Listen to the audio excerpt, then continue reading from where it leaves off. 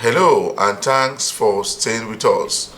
Customs Management continue to speak with members of the National Assembly on customs matters. Also on customs report, customs decorate more officers in the southern parts of the country.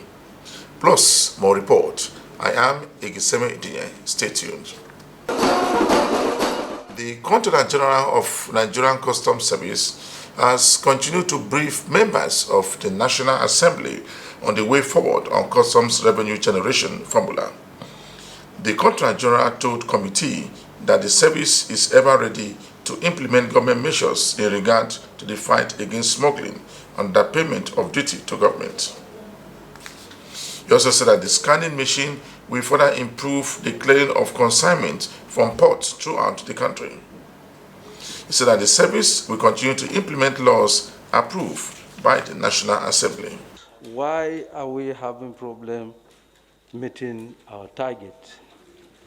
And despite the fact that the National Assembly has put in everything that is necessary to get us moving and collecting the targeted revenue. Mr. Chairman, let me start by saying, unlike my brother in the NNPC, the job of customs is unpredictable. We rely on the market forces that drives the import of items into Nigeria. And as of today, Mr. Chairman, the bulk of our revenue comes from import. In most climes where the customs collect revenue, they rely mostly on excise. And that means the production within the country. Today in Nigeria, as you know very well, Mr. Chairman, the only excise we are authorized to collect is on tobacco and alcoholic beverages. All other industries that produces in Nigeria do not pay excise. And therefore, we narrowed ourselves to that unpredictable ground where we don't have any control as regards the influx of import. And therefore, we are therefore vulnerable to the fact that we can only act with what has been imported. And 2021, we are in fact grateful to God that in 2020, despite the COVID-19, we realized an upgrade with regards to the revenue. And as then, we were able to garner total collection of about 1.5 trillion. And as of today, Mr. Chairman, in the first 6 months of this year, 2021, we were able to make 1.02 trillion. So it then means that we are realizing steady growth in terms of total collection of our revenue. And it is our belief, Mr. Chairman, that if the trajectory continues at this level, then the chances are that we will be collecting at the end of the year an amount to about 2 trillion or 2 trillion plus. That is attributed to the fact that as COVID is subsiding, the market is opening, people are importing. But we do not, and I want to say this, looking far to the future, the issue of import should not be the basis of our revenue collection. We must encourage our own production within the country and therefore expand our excise base. Today we have sung this song several times, that We are supposed to be collecting excise on carbonated drinks. You are watching the program Customs Report. The Assistant Controller General of Nigerian Customs Service in charge of Zone A has told officers to always implement government policies to the letter. She made a call when she visited Kirikiri Lighter Terminal and Western Marine Command in Lagos. At the Kirikiri Lighter Terminal, she told officers to continue to implement government policies. The list of the equipment is being passed on to them, so if they approve, that means training is going to commence soon. We're going to start training from Kano because we have some renovation work going on in our Ikeja training school. So we're going to train them in batches because of the COVID pandemic, so they have to be trained in batches. But we can't afford to put everybody together because of the outbreak of the ongoing pandemic. But as soon as the renovation work is completed at the Lagos Ikeja training school, some of them will also be trained so they can be deployed to address this shortage of junior officers especially. KLT is peculiar because, like your CAC said, it's the only off-dock maritime command. But I must tell you, I'm really impressed by the revenue drive of the command. In July, you had 4 billion something. You have done ×2 or ×3. This is really commendable, and I hope before December we have like 5 billion. I must tell you, this is the only command. When we went to FOU, we had so many seizures, so many detentions, but there was nothing from KLT. This is really commendable. I'm really, really proud of KLT. I'm sure the CAC couldn't do this alone. With the wonderful couple of people I'm seeing, I can see the synergy even with the short interaction I had with the stakeholders outside. It's a good thing to collaborate. It's good to share intelligence, timely intelligence. Papa, they had a seizure of 6 billion of drugs worth over 6 billion naira street value, and it was as a result of intelligence that was shared on time. So I'm really pleased with the success of KLT, and I only expect that we'll have more. In September, we're expecting like 4.5 to the glory of God. Controller, I hope I'm right. And then I can see you have some seizures, but you know, for management, we still expect you can do better. We expect you can do more. I'm going to talk about the welfare of officers. The CGC is very particular about the welfare of officers. We have just commissioned the contract. The contractor that is moving to site soon for a 50-bed hospital to be situated in Abbey Road to cater to the needs and officers of Zone A. Why the controller has this to say. From Apapa Port and Tinkan Port, which are the two internationally recognized ports of arrival and destination and origin in Lagos. The difficulties involved in transferring consignments on Transire, payment of double terminal charges at the terminals in the mother ports and at the destination terminals. By this I mean you have situations where the terminal operators in KLT are treated like any other consignee, any other importer. So the amount of charges that they have to incur and transfer to the importers when the cargo arrives KLT makes KLT sometimes uncompetitive. We also have the challenges of bad roads, which make the transfer of cargo very, very difficult. The challenges of budget has also meant that we have had to work doubly hard to secure a cargo volume that will translate to revenue. The ACG also visited Western Marine Command, where she was briefed about the operation at the command by the acting controller.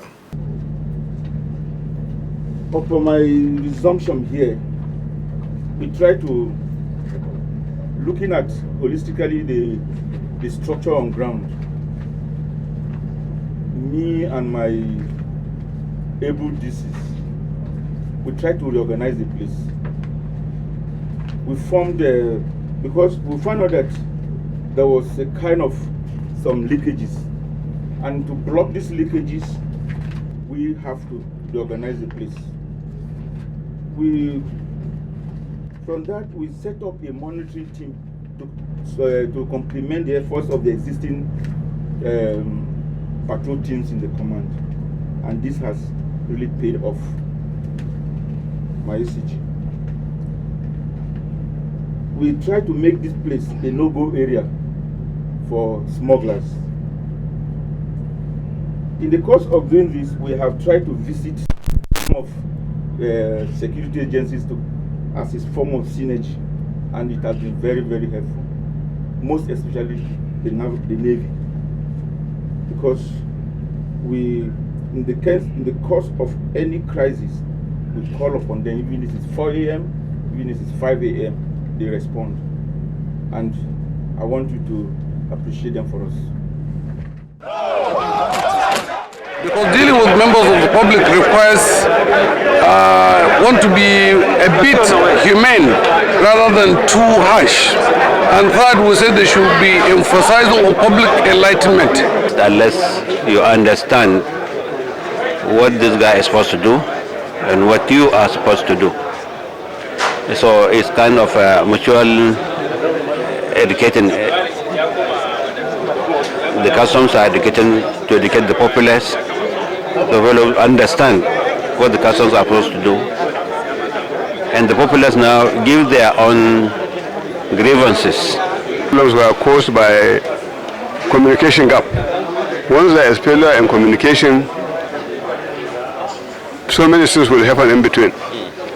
But with the new approach, since they want to resuscitate what had been happening between customs and the border community, or rather their community, before this time, over 10 or 20 years ago, we used to have these committees, but with the departure of those committees, this type of thing worsened into the deteriorated situation we are having now. A weekly program per week, both in Hausa and in English, or even in Hausa. So that program will create more awareness and public enlightenment between the customs and the public. Let the customs enlighten the public on their activities, their operations, their laws and orders. Let the people know what is contraband, what is prohibited, what is allowed to come into Nigeria, what is allowed to go out to Nigeria. Policy was no more importation of vehicles, whether used or new, through the Nigerian land borders. They should go to the ports. With the effort from 1st January 2017. This is a government policy. And many others. It's our duty to see to this. And many, many others. Be it on statistical point, taking the data, collating the data, processing it and passing to the federal government for budget and planning, and so on. Today in Katsina, the borders remain closed, so we are talking about what are the importance of customs. If you suppress the smuggling, we are giving an opportunity to those who are willing to do legitimate business in Nigeria. That is homemade items. Take an example when the presidency came up with the policy of rice. No more importation of rice. Don't allow rice to come into the country. Our people went back, they looked back and started rice production with the government's assistance through the CBN and others. You can example that time how many rice milling factories in existence. I can only talk about the local ones. The local ones.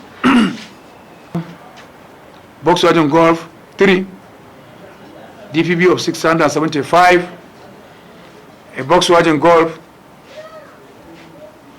with a DPB of 270,000, Opel Vector with a DPB of 945,000, a Volkswagen Golf with a DPB of 675,000 also, a Toyota Camry 2020 model with a DPB of 12,825,000, a Volkswagen Golf 3 also with a DPB of 756,000 naira. We have The Controller General of Nigerian Customs Service has decorated the newly promoted officers in Abuja.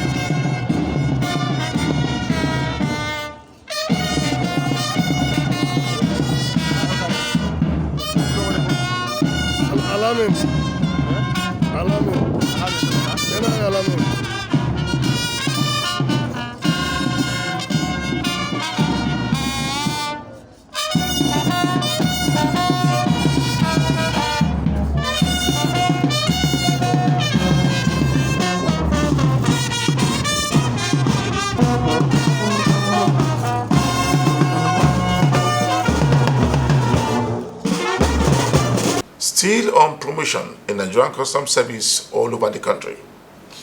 The Assistant Controller General of Customs, General Zone A, has decorated some newly promoted officers in Lagos.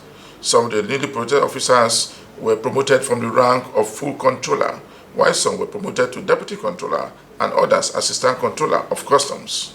The Assistant Controller General of Customs in charge of Zone A has stated that promotion should serve as a moral booster for the officers to do more in terms of being diligent, hardworking, and showing high professionalism in all aspects of their job. She stated that promotion would further help the service to generate more revenue and fight smugglers operating within the country borderline. The result of your dedication, diligence, hard work, and indeed high level display of professionalism, the CGC and the management approved your promotion, and it is their way of appreciating your selfless and unconditional services to your fatherland, as well as a moral booster for you to even do more. She stated that promotion will also serve as a moral booster for the upliftment of the service. She said that Zone A is a major contributor to revenue generation of the nation. % of the revenue generated by the Nigerian Customs Service. So I want to charge them as a result of this promotion that to whom much is given, much is expected. We expect better revenue drive from them, better commitments. They should be more disciplined, they should be more diligent in their examinations and in whatever area they are posted to. Some of the promoted officers has this to say. Is to put more effort to appreciate this privilege honor given to us by the CG and the management team so that we can move the country and the service more higher to the next level. Promotion comes from God. Then I thank the management of Nigerian Customs Service, ably led by Colonel Hamid Ali, retired, and the board of Nigerian Customs Service for this great opportunity given to us to advance and grow in service. While the ACGC and Customs will continue to operate and fine-tune laws that will help the Nigerian Customs to fight and generate revenue for the nation. The Customs Area Controller in charge of Tinkan Customs Command have been speaking on the elevation of officers in his command. He urged them to continue to implement government policies. The Controller Musa urges the promoted officers to be prepared for additional responsibilities as approved by the Customs Management. He said that the officers should pay particular attention to the core vision and mission of the service, particularly the 3 R's, which restructure, reform, and raise revenue. Requires constant hard work, rededication to improve on the service. May I therefore implore you to recognize the fact that promotion comes with additional responsibilities, a lot of expectations.